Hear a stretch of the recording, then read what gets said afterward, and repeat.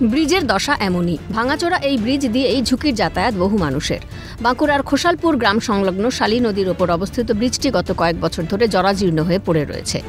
যে কোনো মুহূর্তে প্রাণহানির আশঙ্কায় স্থানীয়রা। তার উপর ব্রিজের ওপর দিয়ে দেদারে চলছে বালি বোঝাই ট্রাক্টর। বর্ষায় শালী নদীতে জল বাড়ে। আরও বেশি আতঙ্কিত হন স্থানীয় থেকে পথ চলতি মানুষ। স্থানীয় বাসিন্দাদের দাবি, 5 থেকে 6 বছর ধরে এই ব্রিজটির বেহাল দশা। ব্রিজ সংস্কারে প্রশাসনিক উদাসীনতার অভিযোগ স্থানীয়দের। ব্রিজ আমরা ভয়ে পেরোতে পারি না, তো ব্রিজটা ছেড়ে ভেঙে পড়ে গেছে নিচেটা। তাই ব্রিজটা আমাদের পেরোতে যখন খুব বান হয় তখন আমাদের পেরোতে খুব ভয় লাগে, যে ফেঁসে যায় যদি তাহলে সব আমরা চাপা মরে যাব। সরকার আমাদের ব্রিজটা করে দিলেও, নদীটা ভালো করে একটু এই ধারগুলো বাঁধিয়ে দিলেও আমাদের খুব সমস্যাটা আমাদের মিটে যায়। এদিকে যে দুটো গার্ডওয়াল রয়েছে দু সাইডে, এগুলো পুরো বর্ষাতে ভেঙে গেছে, তো নিচের দিকে গর্ত হয়ে গেছে। যে একটু জল বেশি হলেই, অর্ধেকের উপর জল বেশি হলেই যে কোনো মুহূর্তে দুটো দিক খুলে যেতে পারে এবং ব্রিজটার দিকে চলাচল তখন বন্ধ হয়ে যায়।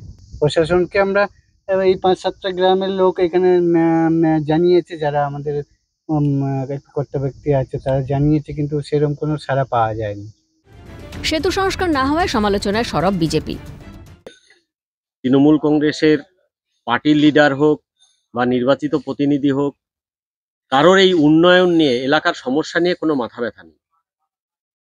ওই ব্রিজটা দিয়ে আমি মাঝে মধ্যেই পেরিয়ে যাই, খুব ভয়ঙ্কর পরিস্থিতি।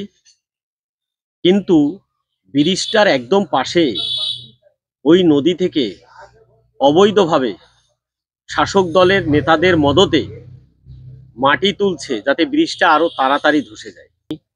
এটার বিষয় নিয়েও কোনো চিন্তাভাবনা নেই সরকারের।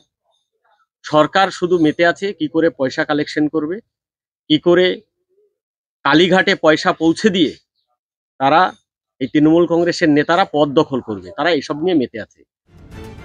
হামিরপুর গ্রাম পঞ্চায়েতের উপপ্রধান আসগার আলী জানান, বিষয়টি বিডিওর নজরে আছে, দ্রুত সমস্যার সমাধান করা হবে। প্রশাসনিকভাবে বিষয়টা তো সবই বিডিও সাহেব পর্যন্ত এসেছিল। বন্যার সময় একবার ওইটা ভাঙন হয়েছিল, যে ধসে নেমে গিয়েছিল, সেই থেকে বিডিও সাহেব পর্যন্ত ওটা নজরে আছে। তাইলে ওই জায়গাটা তো সবাই তো চাইবে, এলাকার লোকও চাইবে যে আমার এই জায়গাটা সংস্কার হোক। তাহলে সেই জায়গায় তো আমাদের প্রশাসনের লেভেলও বিষয়টা বিডিও সাহেবের নজরে আছে। কিন্তু গত 2 বছর আগে এই শালী নদীতে বন্যা পরিস্থিতির তৈরি হয়েছিল। ব্রিজের একদিকের গার্ডওয়াল ভেঙে নিচের একটি অংশ থেকে মাটি সরে যাওয়ায় বিপত্তি। এখন বাম আমলে তৈরি হওয়া এই ব্রিজ কবে সংস্কার হয় সেদিকেই তাকিয়ে এলাকাবাসী। দ্রুত সরকার এই ব্রিজ সংস্কারের উদ্যোগ নিক, আবেদন এলাকাবাসীর। বাঁকুড়া থেকে স্বরূপ রায়ের রিপোর্ট, ক্যালকাটা নিউজ।